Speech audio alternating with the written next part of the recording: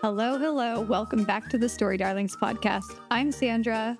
And I'm Tara. What are we talking about today? Excuse me.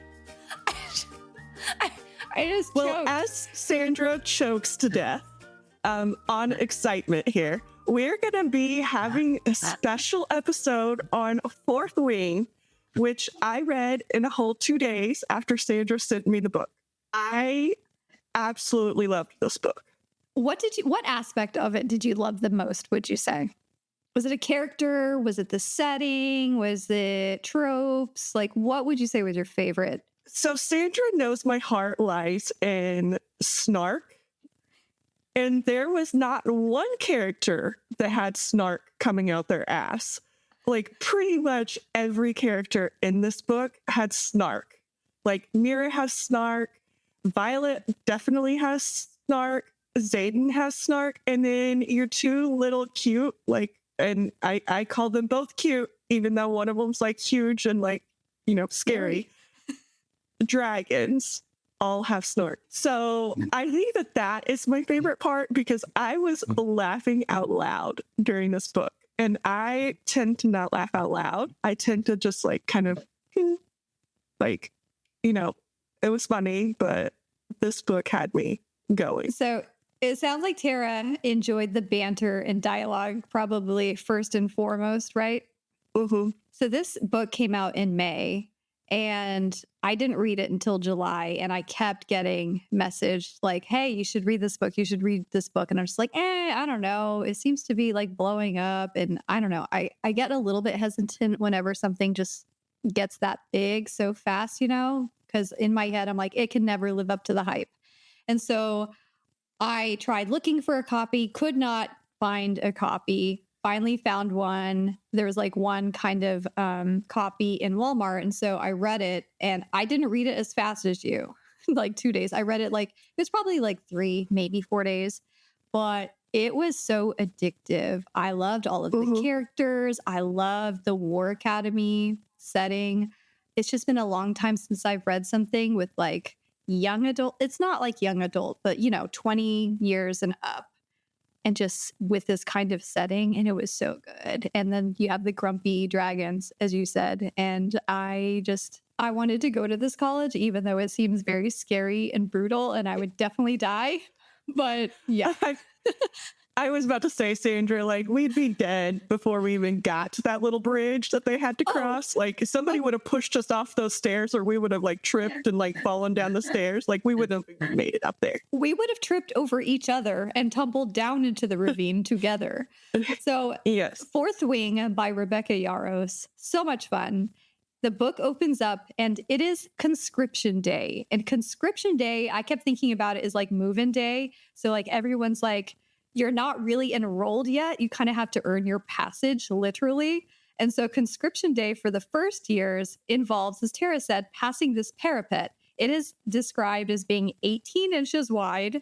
And so I just bought a walking pad, which is about 18 inches wide or something like that. And I can't even stay in the center without a bar or holding the wall. So, and then they're talking about how the stretch of this parapet is over 250 steps or something. And then tack on a big storm and wind, and it's getting dark and the stones are slick and there's no barrier to hold on to.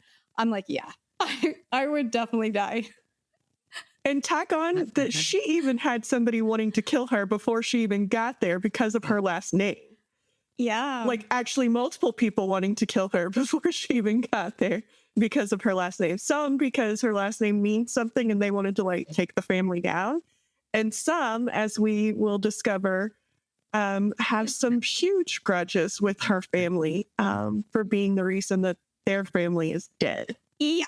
The book opens up. It's conscription day. Violet is climbing these stairs, complaining about the weight of this pack. She's only been training to be a rider, a dragon rider, for 6 months. She is very fragile. She has interesting hair. We learn that when her mom was pregnant with her, her mom had some kind of illness and a fever, and they blame this sickness for leaching out the color of her hair and making her so frail. And her sister is having an argument with General Lilith Sorrengail, who is their mother, about placing her here because she has been studying all her life to be a scribe like her father. who passed like a year or something before, like very recently. And then we learned that she had a brother, Brennan, who was in the healer quadrant, who had died like 5 years prior in a rebellion. Well, he was a writer too, but he was a melder. Like his power that he got from his dragon was melding, like his signet. He wasn't a healer. Yeah, he had a dragon. Oh, yeah, that's right. He was a dragon rider, but he was one that like his signet was to not just heal somebody, but like make it new, basically. Yeah, as long as you have all the parts still there, like he could fix you, which is extremely rare, apparently. And so her mom is pretty mean and tough-skinned and doesn't treat her any differently than anybody else, and is just like, look, you're going to have to grow up. People are going to have it out for you because of your name, and you're just going to have to survive or die, basically. And so then the first challenge is parapet. Yeah. And so on her way up, she meets two people. I forgot the boy's name, but he is a very quick in and out because he falls, and so he's dead.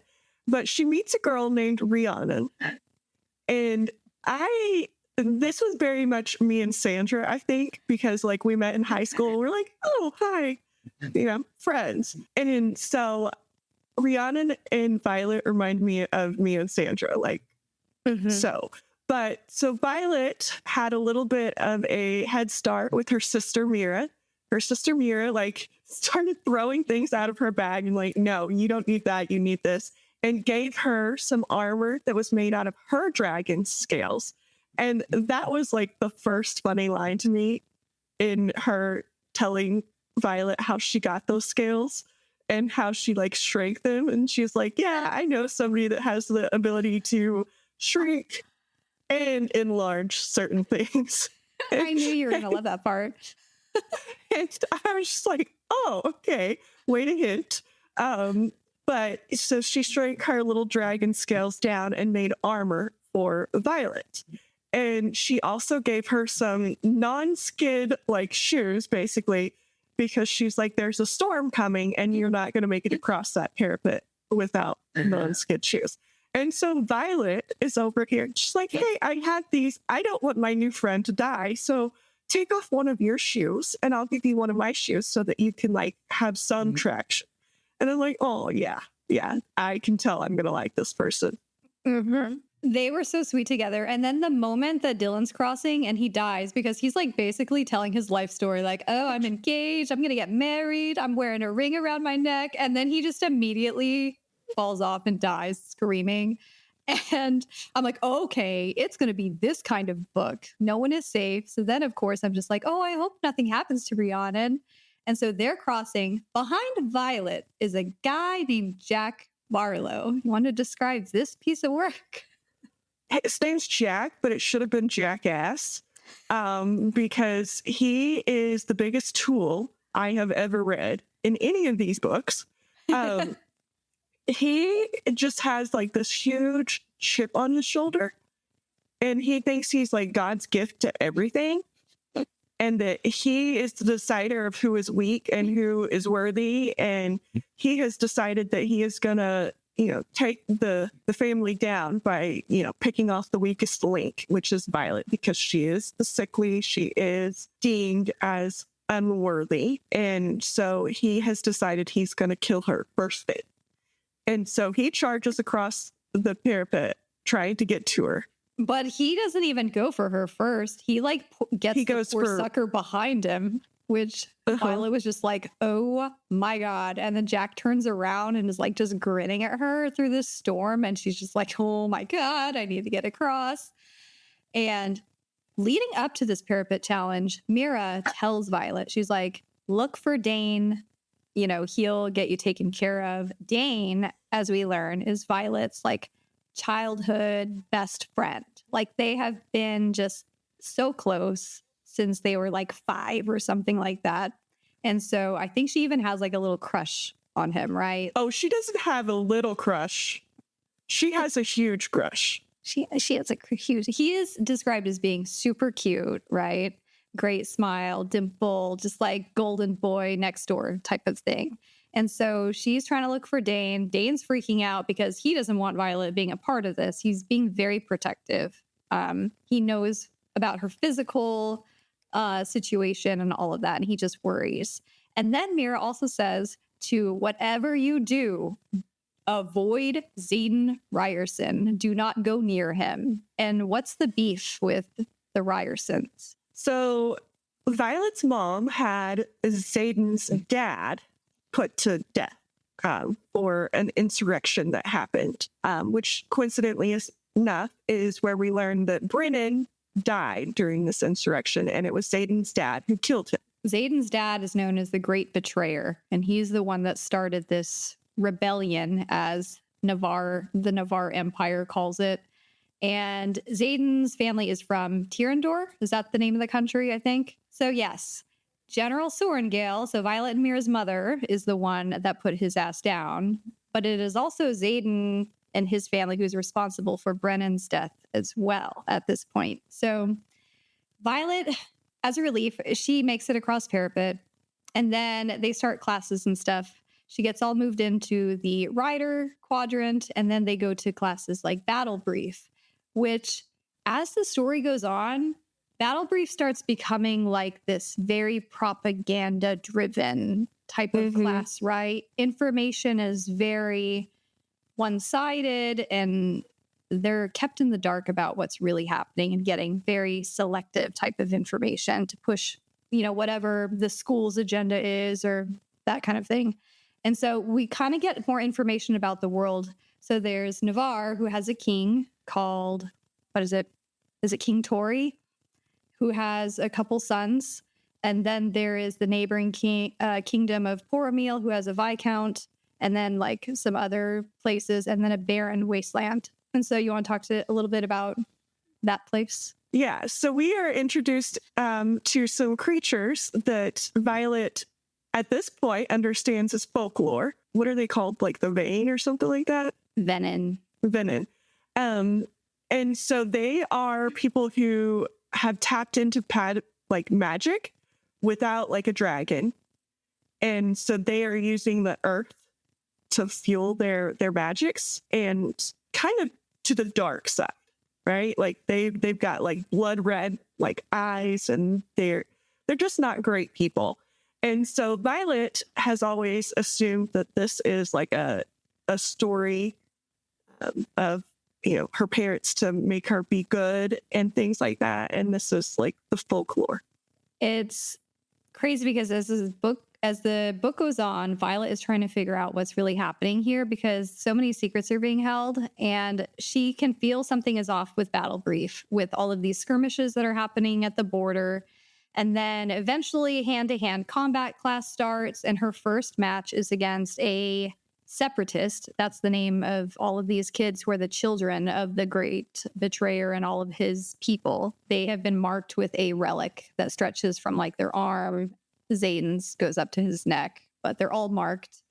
And so this match starts, and Violet is pitted against this little firecracker named Imogen, and gets her ass handed to her because, Violet is Violet, and Imogen is pretty ruthless. Like, she is a fighter. Imogen just cracks all of the ligaments in her arm because Violet's joints are not very stable in the first place. And so Violet has to go to a mender to get fixed. I felt really bad for her. The mender also is Nolan, and he's been fixing her up ever since she was little too, just because it's almost like a Mr. Glass thing. As soon as I started reading all of the things like her being able to seriously injure herself from falling and stuff, I was like, oh, this is just like Mr. Glass. They called me Mr. Glass. But she refuses to back down in this fight with Imogen. She refuses to yield and tap out. It's the teacher that's like, okay, she yields because she didn't want to show weakness, because that would just put an even larger target on her back when everyone's already after her for her name. And so she comes to this realization that if she doesn't use her wits to get her through these challenges, she's never going to make it to presentation or threshing. And so Mira catches wind of Violet's disastrous first match and leaves her little present on her pillow. And what is it? It is a book that Brennan gave Mira when she went into the school. And so it's like his little advice things for her. In this book of Brennan, Violet gets the idea to go collect some herbs and do a little poisons experimentation, which is fun. And so she goes out each night, like starting to collect things, and it works for a while. It's a very, very smart strategy.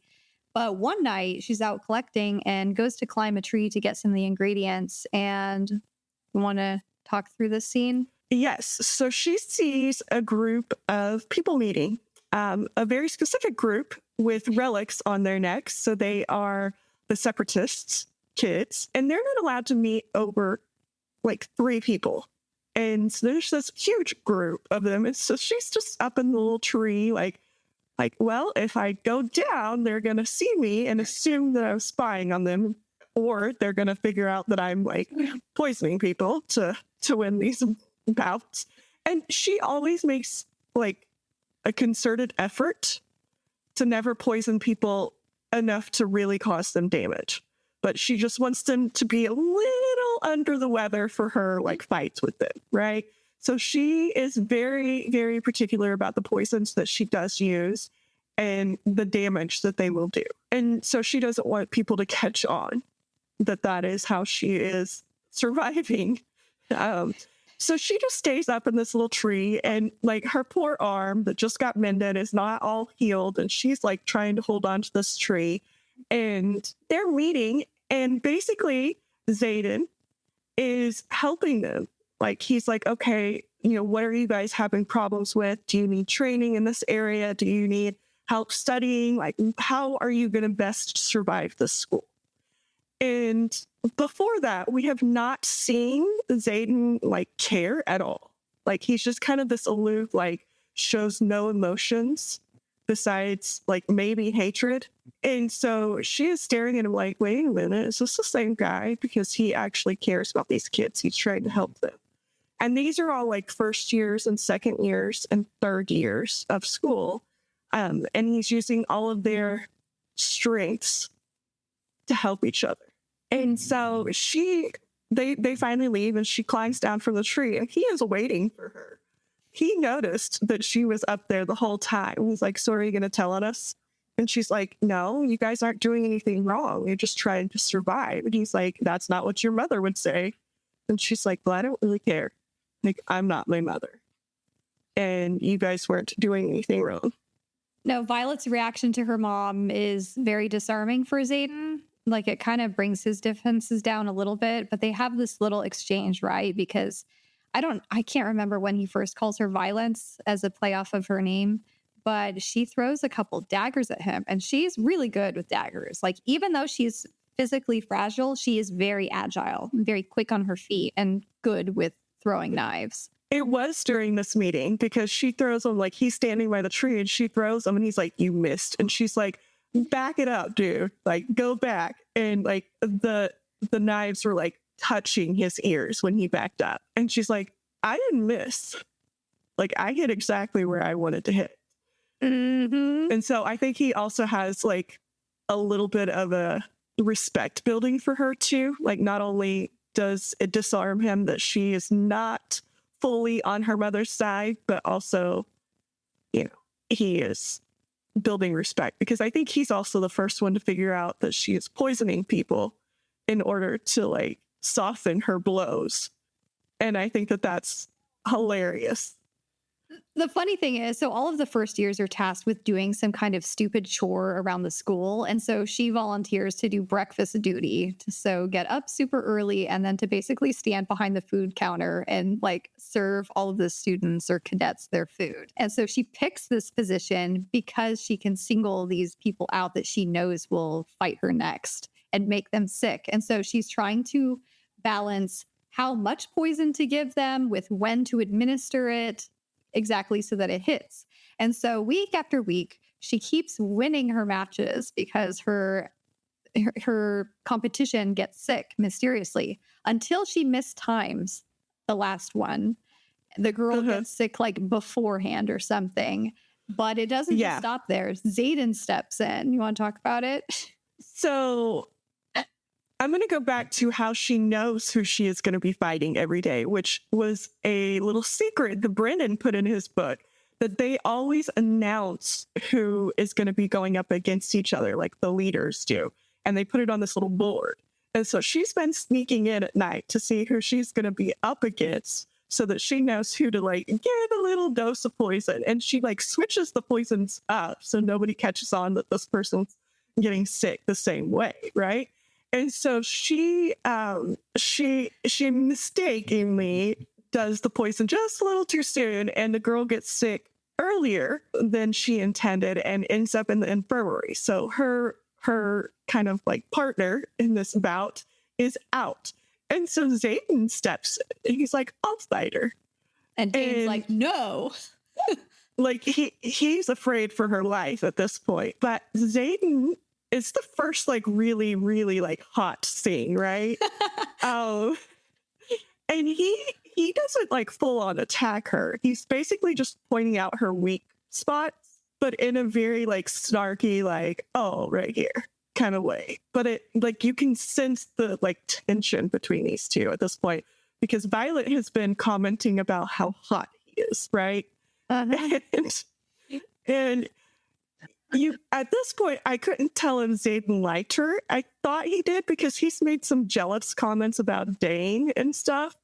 But like you couldn't really tell if it was just still hatred burning and he doesn't like anybody that's helping her, or if it was more like I have feelings for you moment.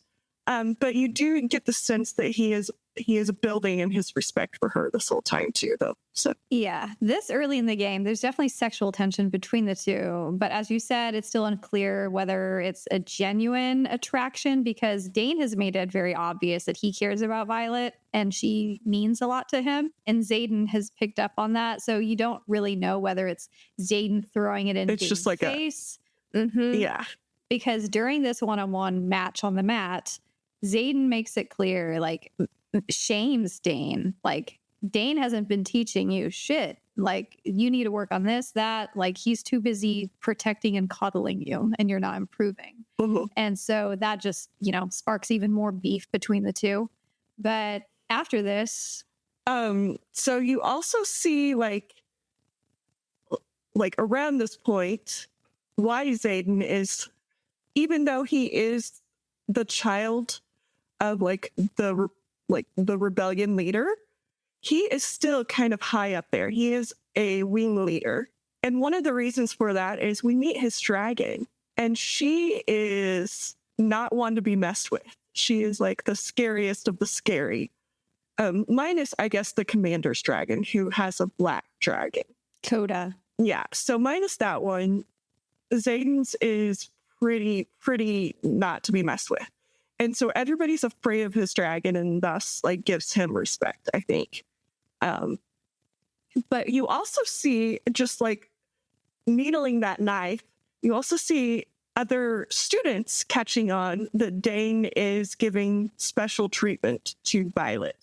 And so you have Tenon like calling out that she is sleeping with Dane, and that's why she's getting special treatment. And Rihanna is over here like, they've been friends forever, dude. They're not sleeping together. Get off of it. Like, do you not know anything about the leadership? Because his dad is her mom's like second in command, basically. And so that is why he's showing favoritism. Yeah, you get the gist too that Rhiannon is basically kind of the mindset, well, if she wanted to sleep with him, so what? Like, fuck off. Like, big deal type of attitude about it too. But yeah, I love their friendship so much because she's always coming to Violet's defense, and they just have each other's backs, and Violet needs that. Even though her sister warned her not to get close to anyone, until school's over, basically, until everyone is going to survive and make it. Either dead or survived. Yeah. And so after Parapet, after these one-on-one, fisticuff matches on the mat, there is the gauntlet. And Violet, on top of being fragile, is very short and petite, apparently.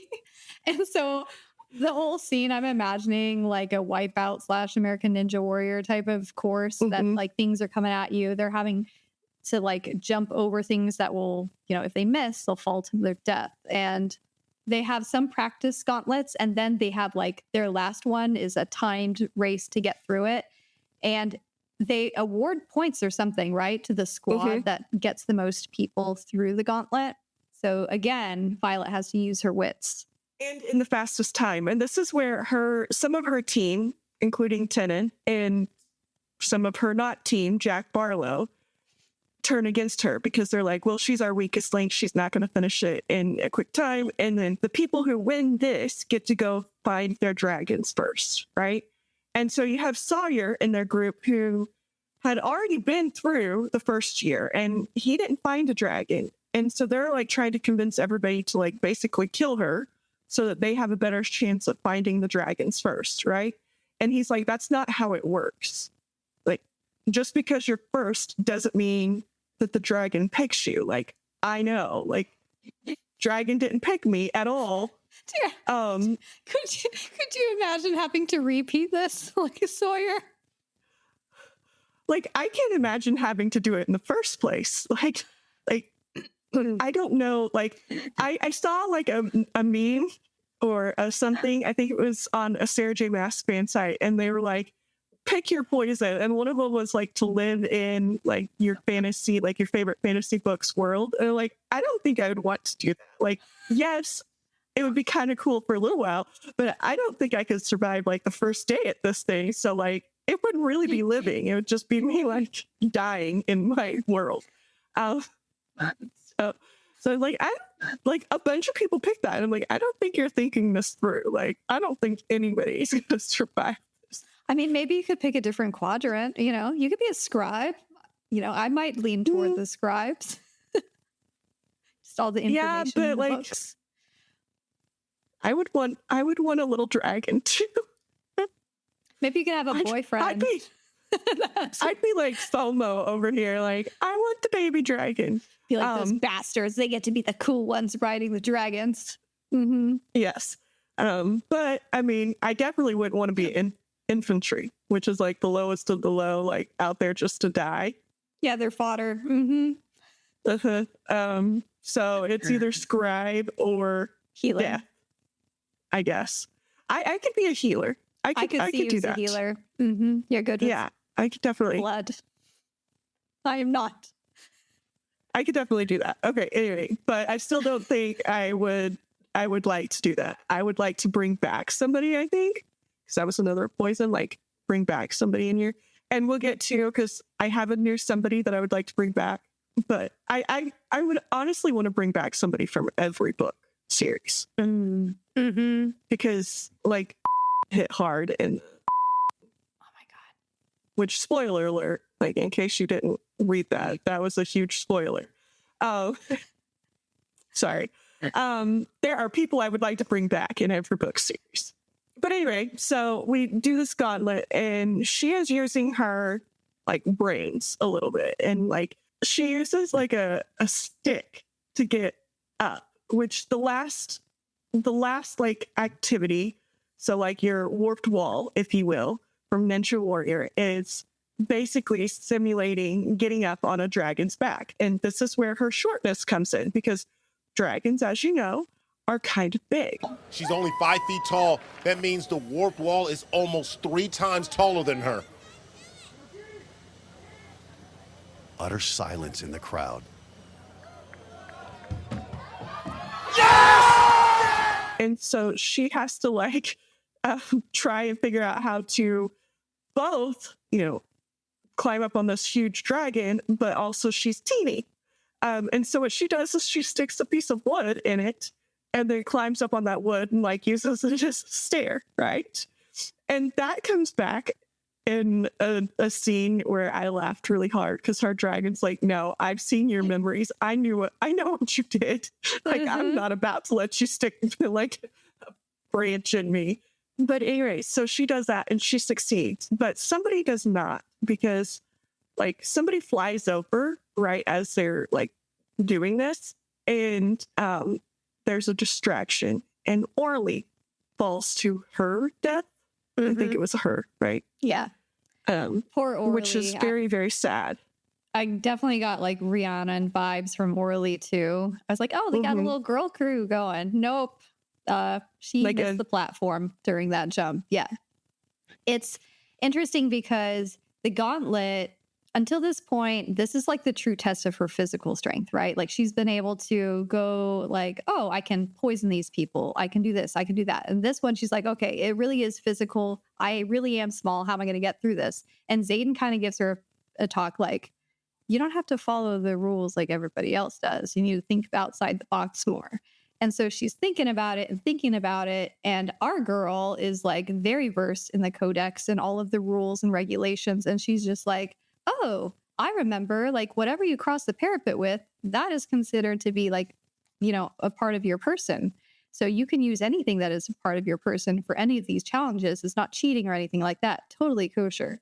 And so she uses her daggers to just like dig in and like, you know, help climb and pull herself up to make up for that extra height difference. And she makes it. Yay! Somebody is not too happy that she made it. No. And calls her out. Amber Mavis is like, oh no, she broke the rules. And, you know, like Sandra said, our girl knew the codex. And so she's like, I didn't actually break the rules. Like, I bent them a little bit. So I'm whatever. But I think Amber was jealous because we learned previously that Amber was the one sleeping with Dane. Yes, he slept with her when he was a first year. You can tell that like Dane has some strong feelings for Violet. So I think Amber, she's also very like big into the rules, like Very Dane. similarly to Dane. Mm-hmm. I got very KL vibes off of Dane, and so like I was holding against him already because I'm like, you're gonna turn out like this fucking. Aww. The whole Amber disclosure comes out because after Violet's little fight with Xaden, or he's teaching her on the mat, her body is like very sore and stuff. There's that massage scene in Dane's room. Like he takes her in there and is giving her a massage and stuff, which was really nice because who doesn't like a massage? And they're just having this talk about like, oh yeah, you know, who he's, you know, neither of them are virgins. They've had other lovers, as they put it. And so they just kind of have one of those little talks. But yes, Amber becomes a problem, as we'll see. And so after they get through the gauntlet, then there's something called presentation. So presentation is where they just march through the dragons, and the dragons are lined up and either incinerate them or not. And then a couple people died there. It was kind of, one of them was kind of a funny death that I shouldn't have been laughing at, because one is a guy named Pryor. He dies because he tries like running away or some shit because he's scared. And then at the end of that chapter, Luca died because she was just fucking annoying, like saying, oh, just talking smack about everybody. And then I guess one of the dragons had it up to here with listening to her talk, because she did too. There was a comment and they're like, well, I guess the dragons didn't like her either or something, like somebody made. Like, bye, bitch. So threshing is when they're kind of released into the woods and they're like, okay, go try and bond with a dragon. But also there's several different type of dragon, right? There's like green, there's brown, orange, blue, all different colors of dragons. I think there's like 6 or 7 or something like that. And you have to behave differently depending on what color you're dealing with. Like some, like, just do not make eye contact with them, back away, that type of thing. And so they're each for their own. If cadets want to kill each other, they can try and do that. It's totally kosher. Violet tries to climb a tree so that she can see where dragons are, because she's not having any luck, like an hour and a half into this thing. And she sees the little gold one, like in a little clearing, all by itself, just hanging out. And then she sees Jack and his asshole friends planning taking down this little gold dragon, and so she tries to beat them there. And I think this is when they surround her, or they like confront her, lined up against her. But also Xaden's dragon, Sorrengail, I think she's a blue dagger tail, shows up, and Xaden's just hanging out along the perimeter too. Yes, because he's not supposed to interfere with the threshing. And so she is dealing like these just like hit you and hurt you blows, not death blows. Like she uses her knives. She gets them like in the shoulder and leg and stuff. And Jack got his shoulder, which he has to have surgery for. Oh, poor baby. And so she is trying to save this little dragon. I forgot, like some of them ended up dead, right? Yes. Tynan, I think Tynan died. Oren was injured and Jack ran away. And Jack ran away. When the dragon showed up, right? Because like not only did Seagal show up, but so did Tyran, who is the only other known black dragon, like thousands of years old, wasn't even like supposed to be in the threshing. So Tyran is over a century old, and yeah, he's the only other black one. His last rider died like 5 years before or something like that. And so he wasn't even, estimated to be a part of the threshing this round, but he just magically shows up. Well, he didn't show up to the like presentation either, did he? No, he didn't show up to presentation, but he showed up to threshing. And so Rebecca Yarros kind of does a little fake out because you're like, oh, there's a little baby dragon. Like Violet's going to be protecting this thing until she grows up. And then this black dragon shows up and you're like, oh yeah, that's going to be her dragon. That's who she's going to bond with. And it was so funny because my sister Taylor was reading these books and she was texting me. She's like, oh, they tried to make you think she was going to bond with the little gold dragon, but it's definitely the black dragon. And then like 5 minutes later, she sent me a screenshot of the page where Violet has to give the name of her other dragon. She's like, Andarna. And then like all hell broke loose type of thing. She goes, well, there's my theory. Yep. So we find out that the little dragon, like we don't find out that it's a baby yet, but it is in fact a baby dragon. Feathertail. That is orphaned. And so basically its adopted parents are Tairn and his mate, Seagal. And so that is why these two dragons showed up and dragged, for one of them, its rider along. And so Xaden couldn't step in, but he did kind of a little bit because he's like, watch your back at one point or something because somebody was charging at her. And so it's funny that he got dragged along to watch her try and protect this little dragon that was the smallest. And it was the smallest because it is, in fact, a baby. It hasn't grown into its dragonness. Yeah. And so she does bond with Tairn, but she also bonds with Andarna, who is the little baby. And it is so cute when like that interaction. Like I love the little baby dragon. And this has never happened before in like the history of any kind of dragon riding. And so the dragons have to have this big meeting about it. So dragon hierarchy, there's something called the Empyrean, and that's where they meet to talk about dragon matters. And so while they're talking about, Sorrengail and all the school leadership is talking about it, there's really nothing that they can do about it at the end of the day because dragons have final say. And so the Empyreans are giving it the thumbs up or thumbs down, which they do give it the thumbs up. And this is when there's like an awkward kiss moment with Dane and Violet, like they go for a kiss and she's just like, nope, no spark there, no chemistry. It's almost like a brother kind of relationship at this point, right? Especially with how overbearing he's been and protective. It's definitely like a big brother thing. Yeah. And we also see that like right after they bond with their dragons and they have to ride them, and Tairn is like putting her through her paces and she can't hold on, and so she keeps falling off. And normally if you fall off, the dragon's like, you weren't good enough and lets you die, right? So we see a lot of people falling to the death. And this is not a school that you want to go to because you're like your chances of survival are like very, very low, right? No. And if so I made it this far, we would fall off. Yes. So, or maybe we'll get a nice dragon like Tairn, and he uses some of his magic to hold her on. Well, he cares. Like he at least saves her, right? He like gets her with his claws and then like throws her back up. He's and then basically like uses playing some of with his her and toying with her in the air, going at full speed. I'm like, I'd be vomiting all over the place. It'd be flying back in my face. I would be so sick. But he also does like, I pictured this as like the elephant letting you get on its back and like it bends its little knees, right?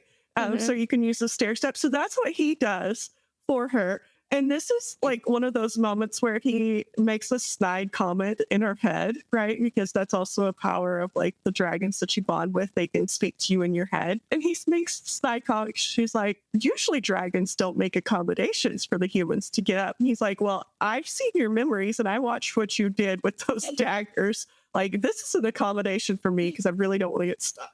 Okay, so just get on my back and move on. Let's go. And he is very gruff and very snarky. So, like, he is saying all of this in like I'm tired of your bullshit way. But he does. He like takes care of her. He holds her on with his magic and he like makes accommodations for her so that she can stay seated. And I think it's mainly because she was nice to the little baby. Like, he's like, I'll do it. They keep all of these accommodations secret because, again, no one can know how weak Violet is, that she cannot stay seated on the dragon. He's using his power to, like, bind her to his back, basically. And so the next few weeks is flight lessons that are not going well for Violet. It's like she's falling off several dozen times throughout this. And then in the meantime, since they have now bonded with a dragon, that means they now have access to the dragon's power, so they can start doing small magic like unlocking doors, opening doors, like, you know, grabbing things. But there's also their signet powers manifesting, and there's some dangers that come with this. And you want to talk about some of the stuff that goes on with that? So the powers could just overwhelm you, right? And could just whatever. And then there's some powers that are forbidden. Like, I think there's like a mind walker power kind of thing, which basically just gets you killed. Mm-hmm. Yeah. And so he had that and he got his neck snapped. That scene, though, because Jeremiah, he had zero control over it and he just started like spouting off every single thought, everyone around him that he could see. And then he gets to like Bodhi, and we haven't even talked about Bodhi. Bodhi is Xaden's cousin, and he's about to like talk about, oh my God, like he's going to be able to see my head and know that we've been blah. And then before that happens, neck gets snapped by a teacher. It's just, it's so cruel. It was very awkward because he starts spouting like Dane and like his caring about her and like, oh no, he's going to find out I love her or whatever. It was very awkward. Secondhand embarrassment for her because she at this point has decided Dane is not like anything, but she hasn't told him that. And so Dane is like, oh, we kissed, we're going in the right direction, and she's like, nah. And then since people bonded with dragons, there were some, like I think it was like 41 that did not bond with dragons, right? And so they were out to basically murder, because this is okay. Like if you were able to murder the people, then maybe their dragon would choose you, right? And so 7 of them go and attack Violet in her sleep, which is against the codex. Like, when you're asleep, you're supposed to be safe. But that is when they do that. And they are let in by somebody who, like, knows where she is. And so Taryn wakes her up. She's like, wake up now, like, in her head. And she, like, jolts up. And he is calling Seagal to, like, tell Xaden, who is Seagal's writer, to like get over there now. And so she is like trying to keep herself alive, and Xaden comes in and he just like murders all of them. And then he like just kind of leaves, doesn't he? Yeah, this scene was nuts because Taryn does wake her up, but obviously she's just woken up. There's 7 people in her freaking dorm room and she is literally about to die. And Darna comes and screams like in her head and freezes time for just a little bit of time. It's not a incredible length of time, but enough for Violet to move through all of these bodies that are frozen in time. And then she sees that Xaden is at the door. Like, one of the 7 ran out, female ran out. And then Oren is in the room, but Xaden just bloodbaths this entire room. And then he goes and gets like Imogen and Bodhi and Liam, I think, to like come in and clean up all the bodies and stuff. He functioned within Codex by murdering them because they were doing what they were not supposed to be doing, which was trying to kill her, you know, at bedtime. In her sleep. Mm-hmm. So, yeah. And then she lets him know who the person was that opened the door and ran. Yes. And so he has her called up for like basically what was like a little trial. Formation. And he's like, at the next morning. Yeah. And he's like, this person, and it was Amber Mavis. And so Dane's like, no, she wouldn't do that. She follows the rules and blah, blah, blah. And he turns around and he's like, give me your memories to Violet. And Violet's like, no, like, you should either believe me or not. And he kind of tries to force it. And at that point, she loses respect for him because she's like, why would you force this? And she's also afraid that he's going to find out some of the secrets of Xaden that she is holding for him. And so she doesn't let him. But it just knocks him down, in my opinion, too. But in her opinion, that he didn't believe her after knowing her since she was 5.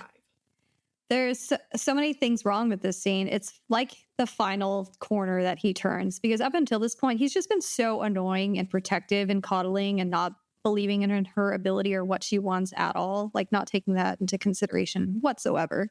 And then here, he's just like not believing her, wants to believe Amber, and then he's just trying to physically touch her, and she's freaking out about it. Like, he doesn't have her consent at all to touch her. And it has her questioning any of these times where they touched in any capacity, like their faces and stuff. And like, she is just second guessing everything. And then Taryn comes in and she's like, can you project the memory? And so he does. And everybody then sides with her, and Amber is put to death. She blasted up in flames. And she feels bad about that because she didn't want her to die. Like, Violet is a very violence person. Like, she likes violence, but she doesn't want people to die from it. No, she feels bad. Like, she has a heart, right? So, by Amber, and then Xaden decides to get his bestie that he grew up with, Liam, who is another separatist child, to be her bodyguard. Liam is basically around the clock with Violet from this point forward. He's gotten a room next door to her, so he is close by whenever. She gets taken off breakfast duty and now is on library duty. He's pushing the cart with her. And we see like a little side of Liam that's really cute and fun because he's very flirty. Very flirty. He's flirting. So Violet has a friend named Jacinia that she's very close to. And Jacinia, she only can communicate, via sign language. And very smart. She's in the Scribe quadrant working in the library. But Liam is like flirting with her and like trying to talk to her and stuff. It's just... He's adorable. I loved Liam. Yes, Liam is adorable. He's like a little puppy is what he reminded me of. Like, he follows her, but he's adorable. But he's also like a very badass too.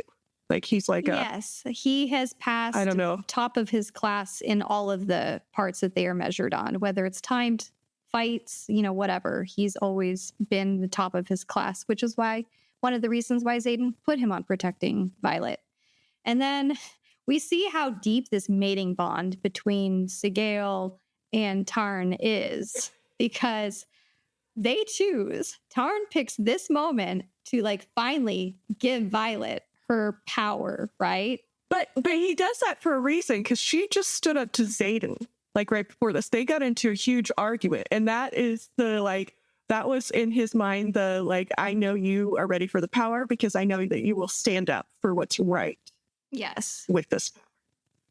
I think it's also just in their best interest to give this to Violet, especially after she was attacked by 7 people too. Like, it's time to give her like more ways to defend herself too. So they give it to her, but it's during a special time for the dragons who are mated. And so we see like a significant amount of lust going down these bonds of this power, right? Because they're getting it on. The dragons are. You know what this reminded me of? I hope there are people out there that have watched the show from like 1999, 2000, maybe. Dark Angel with Jessica Alba.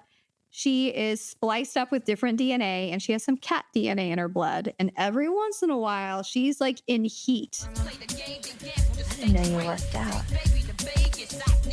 Are you all right?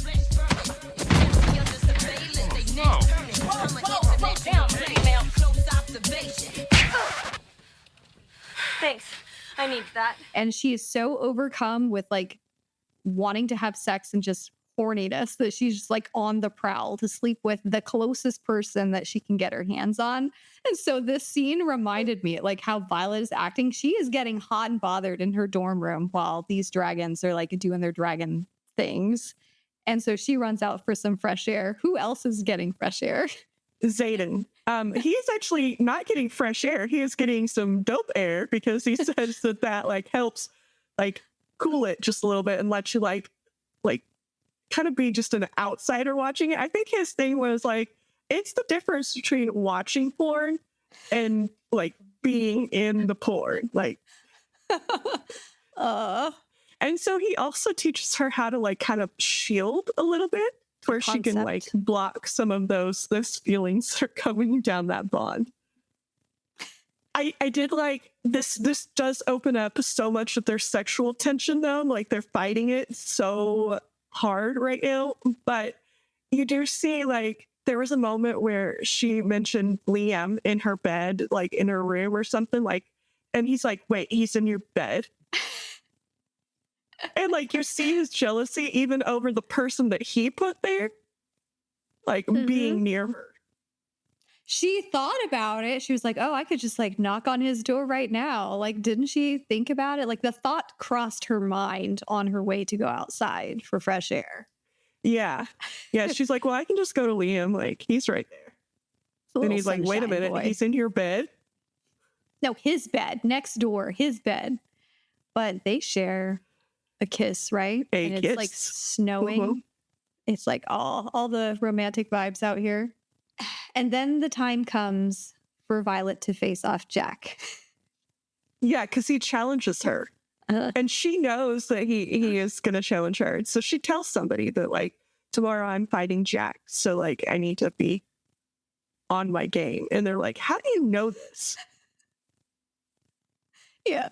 And she's like, don't worry about it. I just know. And then Jack does. And they're just like... Yeah. And it's going to be a little more difficult for her because she's not on breakfast duty anymore. So she has to get a little more creative than usual. So she faces Jack on the mat. And at one point, he just has such like strong hatred in his eyes. There's one point where it's described that he's pushing power down her throat, like just smothering her with his power and energy. And this is when she like decides to like break out this vial that she had because Jackie Boy is allergic to oranges. And she just like shoves it like in his mouth or whatever. And so he gets very, very sick and needs to go to the infirmary. And he is mad because she also did the damage to his shoulder. And so he had to have surgery and be out or whatever for a little bit. So he's holding a lot of hatred for her at this point because he thought she was a weakling and would be easy to kill. And like he's tried so many times. She's making him look kind of dumb. And also a lot of his friends are dead because of, you know, her or Xaden. And so all of these people, Dane, Xaden, Rhiannon, they're all very protective of Violet. And it's just like fanning that flame. And it's really like, I think Xaden even makes a comment about really oranges. That's your poison. And she's like, hey, it worked, didn't it? Yeah, it had to. She made it work. Then there's like this capture the flag type of challenge. Now that they have their dragons and access to their magic, they are split up into their squads, and it's more like capture the egg because the egg is worth the most points. So they have to pinpoint where this egg is. It turns out it's in a tower, protected. And this squad battle is not a joke. All the dragons are like launching off from these towers and these platforms, attacking them. And so they're basically distracting a lot of the dragons. So Violet is on Tarn. She knows where the egg is. She's going for the tower. And of course, it's protected by Jack and his dragon, Bade, which is like an orange dragon, I think, or something like that. Kind of crazy dragon. And so Jack injures Liam really bad. And Liam falls off his dragon and is plummeting. This is why I didn't remember this, because I was blocking out this memory, Sandra. Okay, thanks a lot. I mean, it was like the precursor to what happens later, right? It's almost like foreshadowing what happens with Liam again later. So like Liam is falling off this dragon, and there's no way in hell that they're going to be able to catch him. But again, baby Andarna comes in, freezes time just long enough for Tarn and Violet to swoop down and get him. And then this is the first time that Violet manifests her power too. Like, she lets out a lightning surge that demolishes this tower and buries Jack. And he gone. Finally. And then they win. But then she still feels bad. Like, she still feels bad about killing somebody. And she feels like her power is just bad. Destructive, right? Mm-hmm. Like, she's like, why did my sister get to shield and protect? Why did my brother get to mend things? Like, why is my power like absolute destruction? Yeah. And she's always been told that your power is like you. Like, Yeah, your it's kinda innermost like a person. glimpse of your soul. Uh-huh. Mm-hmm. And she's like, I don't feel like I'm like a destructive person. She is a lightning wielder. But before that, because they won, like, she got to go see Mira, right? And her team got to go see Mira, and she helped Rhiannon see her sister who just had a baby. Yeah. It was basically like a field trip. They won a field trip to Montserrat, which is an outpost where Mira has been deployed to. And I love that scene. Like, we needed, they're not supposed to communicate with their family any way, shape, or form, even written letters or anything. But Violet takes it upon herself to help sneak Rhiannon out to go see her sister for a little bit. And then Dane's there, Liam is there, and then somebody else shows up, and it's like the most awkward dinner ever. Yeah, Xaden shows up, and Mira is solely against Xaden. And you have Violet over here like, oh, be nice to him. Like, it's okay. He's not that bad. Like, be nice. And it was because their dragons couldn't stay apart. Yes. It was like 3 days is the limit, apparently, that they can be separated before someone needs to see the other. And so he just shows up. And then Violet asks this is where she asks Mira about the book, right? And Mira has had the Dark Fable book about the Venin folklore and the Wyvern. And she's like, yeah, I'll get you the book. But then they are attacked by Griffin riders, right? And Mira is basically like, Xaden, take Violet out of here. Like, we have this handled. Just get her to safety. And Violet does not want that at all. But Xaden basically promises the sister. And the sister also says, like, if you want to earn my trust, find a way for Violet to, stay on her dragon or whatever. Because she finds out that Violet cannot stay on her dragon and, like, freaks out about it. And after they escape, it's like the days after, Violet is like waiting to see if Mira made it through this battle at the outpost. And Xaden did a little something for her in this time.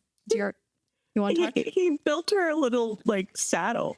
And the scene where he shows her, because he's like, how'd you get him to like sit still for this? And he's like, well, I had to promise him a whole bunch of things, like that he can take it off and like blah, blah, blah.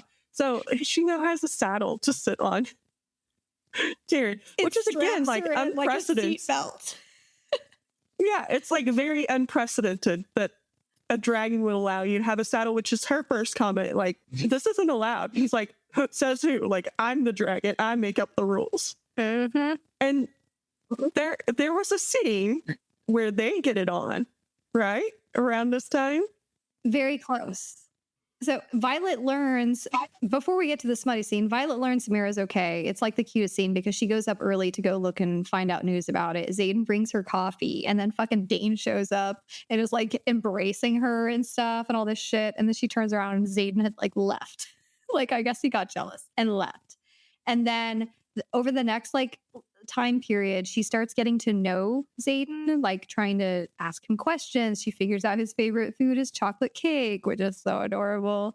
And Xaden starts acting like super secretive, like more secretive than normal. And then, as you said, the saddle part. And then they have a dorm scene because she has been struggling with the death of Jack and her power, like what it means for her. And so she's just like throwing her knives in her room. And Xaden, freshly showered and all hot and handsome, all 6'4" of him in his tawny skin and black hair, shows up at her door and is just trying to make her feel better about it. And that's when this little crazy smutty scene comes about, right? Because isn't this where like everything is destroyed? Yeah, her powers come out. Like, because she hasn't learned to control them yet. And so she is like shooting lightning during this. There's yeah, and he fires. like breaks a few things too. Yeah. Oh, so we haven't mentioned this yet, but he is a shadow wielder. Oh yeah. So during this smutty scene, he puts up shadows to like protect from her powers getting out, which is also really cute. Because she's like losing it. And he's like, she's just uncontrollably. People don't need to see what's going on. Yes, uncontrollably lit up, everything on fire, and he's just going and smothering it like an extinguisher. And it was a very good scene. And she figures out the story behind the 107 marks on his back. Tara's totally laughing at me, but whatever. Oh. I like these sexy scenes make me giggle. No, I liked it too. I was like, yes, it was ready for this. And she finds out the 107 marks on his back that she sees while they're getting it on are basically, he took ownership of all 107 of the rebellion's like kids, and he made a deal that instead of being put to death right away like their parents were, they can enter like the school, and if any one of them steps out of line, he will take the blame for it.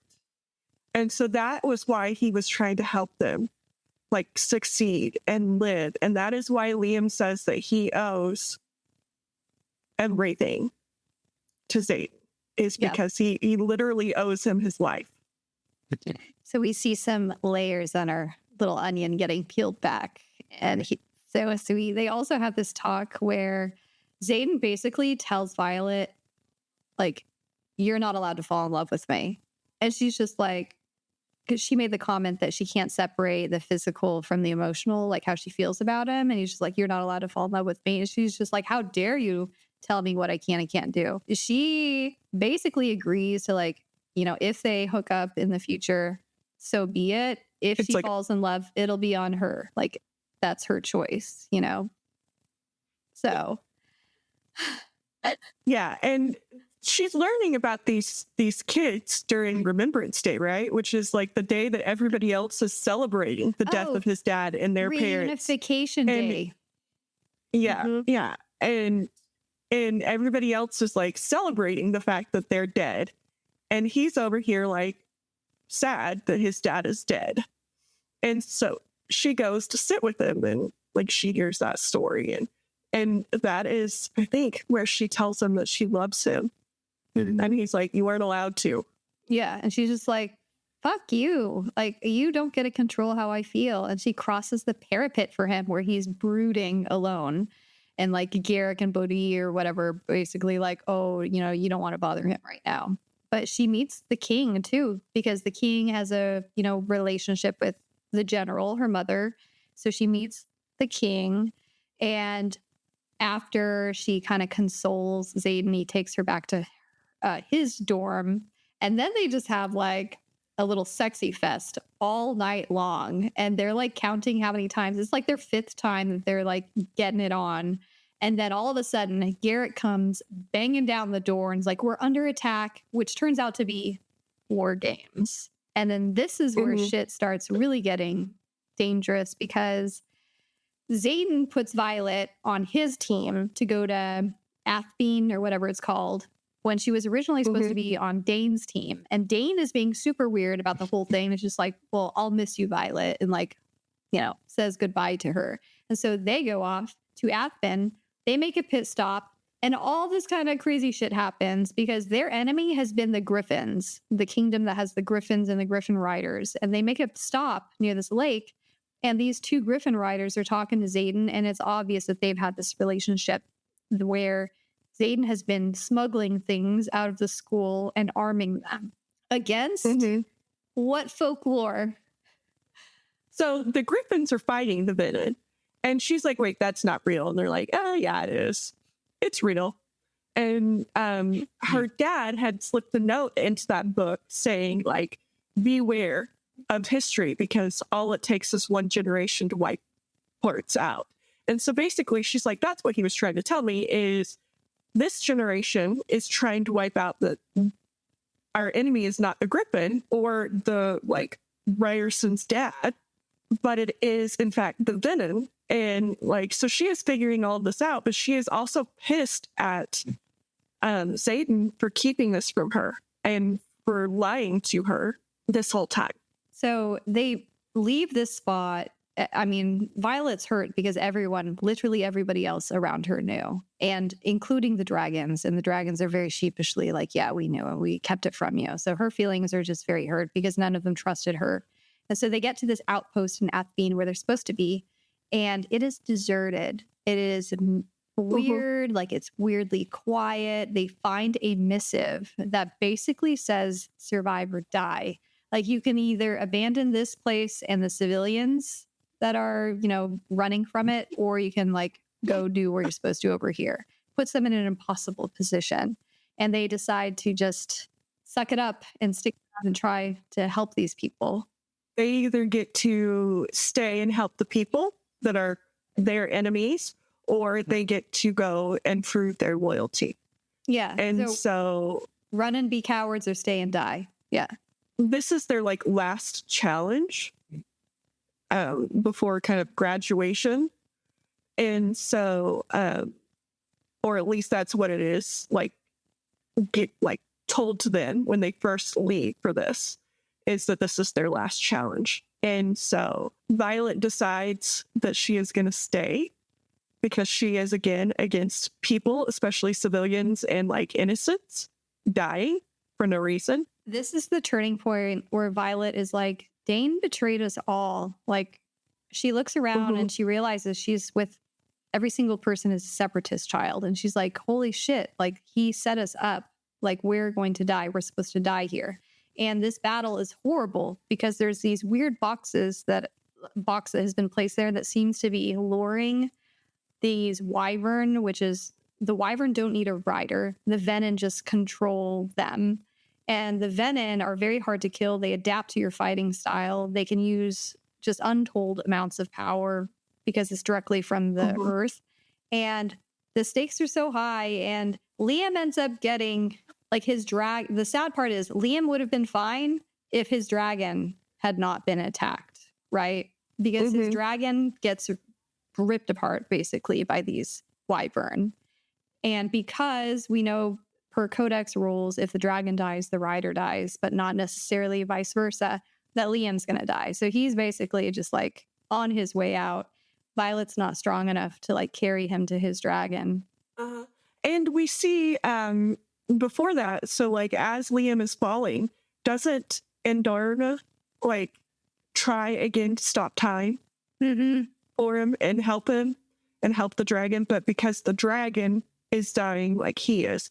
But we find out why Endarna's powers are the way they are. So because she is a baby, she can't do the siphon, but she uses all of her powers. So Endarna gets, like, knocked out after each time that she uses her power because it's not being siphoned. It's, I'm giving you all of my power. Zapping her.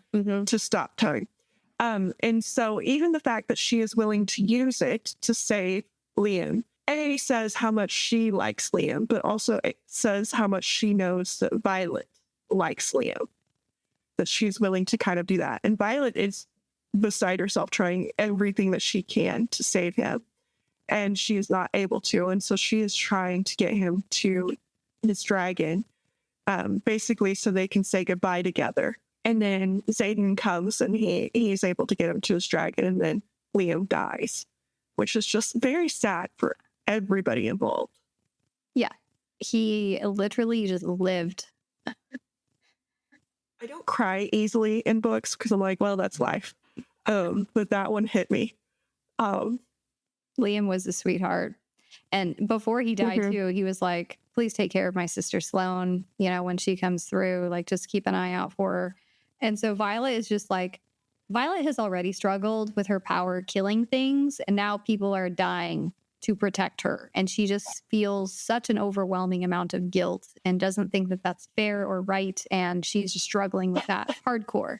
But she figures out with her lightning power that she's able to, it's Andarna that freezes time enough to like stop this venom, the master venom that's there. And she's able to strike that one with lightning, and that makes everything else basically fall out of the sky dead. But Violet got mortally injured too with a poisonous like dagger cut whenever she was trying to like help with Liam and help kill this venom. And so her blood has turned black. She's bleeding out. She is like getting a fever. And the end of the book is Xaden making a decision.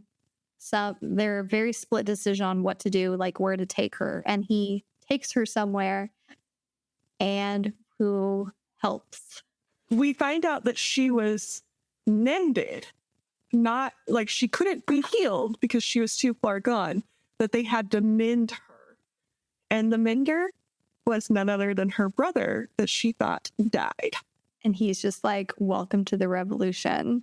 And yes, and that's how the freaking book ends. So much happened in this book, because on top of just having the first year, like all of the challenges and learning how to fly and battle brief and all of the squad battles and shit, there's also all of the real world conflict going on behind the scenes. And we're not going to talk like any theories in this episode, probably like after the next book, Iron Flame, because that one just came out a week ago. So we'll probably talk about like our theories for what's going to happen. So this is going to be a 5-book series. But Tara, you started that one yet? Yeah. I've read just a little bit of it. Enough to know that Brennan, like, I think I actually gave away a little bit of the other one because we find out that she was mended, I think, at the very beginning of the next book. Because at the end of this one, we just find out that Brennan is there. Mm-hmm. And she is better. Yes. It's like, do they go back to school now? Because that's pretty much how it ends. What happens? Like, we were put in this trap. We were obviously meant to die. So now what do we do? Right? Yeah. And what happens to the rest of the like rebellion children? Because now it is known that he betrayed them and he is responsible for all of them. So like, what are they going to do to all the rest of the children? Yeah. And how are we going to get Mira over on the right side? Mira would probably be a tough one to crack, right? Because she seems like very gung-ho on this military, for Navarre. Well, I think she could be gung-ho on any military. Like, she's a writer. But, like, both her brother and her sister are on this side. Like, she's going to switch over. But how? What about Mama Sorrengail? What is the point in time? Oh, no. Mama's an evil little bitch. Oh, tell me how you really feel.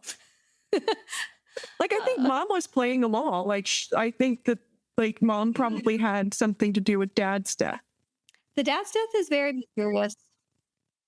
And we said we weren't getting into theories. But I think Mom had something to do with Dad's death because he figured out what was going on. Yes. Dad, I don't really know. It said he was, like, a member of the Scribe quadrant. Did it talk about the things that he was researching in this book? Like, he was researching the venom. The venom. And he had notes. Yes. That she told somebody that she didn't know where they were, but she did know where they were. Yeah. Yeah. And then I think Rhiannon is going to come over to their side because, like, Rhiannon is the ride or die bitch. She's not separatist, though, right? She's not. Yeah. No. But she's a ride or die for Violet. So who do we have remaining? That was the other thing. That was the other thing that I thought was hilarious. So, like, when they come up for this, like, last thing and they're told that, like, we're being attacked. So Violet was obviously in Homeboy's room, right? And not clothed. And so he gives her his jacket. And so Rhiannon the whole time is like hiding the emblem that shows it's clearly his jacket that she's wearing from Dane. And so she just like keeps putting her arm over her shoulder. Like, Yes. I was like, yeah, you go. It's like 4 a.m. or some ungodly hour, and Violet puts her freaking dress back on and is wearing Xaden's jacket, and she still has her hair up and all this stuff. It's so funny. They're good girlfriends. Yeah. At least we have Rhiannon and Garrick and Bodhi, and I'm trying to think of like who else, because Sawyer's still around, and Imogen. Yeah. So we'll see. Yeah. I can't wait to talk about the next book. So I can't wait to read the next book. I know. Hopefully it takes you quicker than it took me. It took me like a solid week. So, but it was so good. I cannot wait to talk about this book. So that'll be next time. So our second bonus episode covering Iron Flame by Rebecca Yarros, as we do our little Sarah J. Maas between ACOTAR and Crescent City intermission. Break. I'm like, oh yeah, we immediately start recording episodes. Sorry, Tara. Yeah, I was like, wait a minute. I thought I was actually going to get a break here, Sandra. No, I have to read another book. It's holidays too. And then Sandra is like, okay, are you done? Are you done? I'm like, I haven't started. So then I read it in 2 days. I've just been like vibrating with energy, wanting to talk about this book. So next book though, it's on. So we hope you enjoyed this episode of Fourth Wing by Rebecca Yarros. Tune in for the second bonus episode covering its sequel. And we'll see you soon. Bye. Bye.